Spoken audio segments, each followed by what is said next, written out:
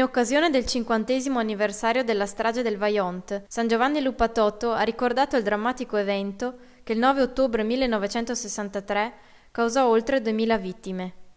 Vajont, l'onda che spezzò il futuro, è stato il titolo delle 2 serate di approfondimento patrocinate dal Comune ed organizzate dall'Associazione Fuori dal Coro in collaborazione con il Comitato per i sopravvissuti del Vajont, la compagnia teatrale Altri Posti in Piedi, che ha aperto la serata monologo teatrale sul tema, ideato e interpretato dall'autore lupatottino Marco Pomari, e il progetto Ilie.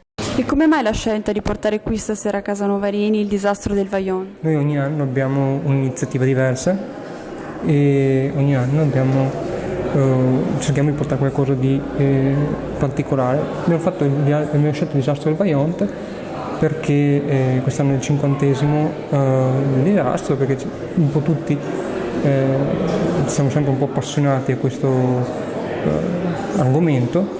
Siamo in compagnia di Michela Coletti e di Gino Mazzorana, presidente e vicepresidente del Comitato Sopravvissuti. Che cosa appunto voi quel 9 ottobre del 1963 eravate presenti? Che cosa vi ricordate? Ma io personalmente ricordo prima di tutto un tuono, perché da lì poi è scaturito tutto il resto.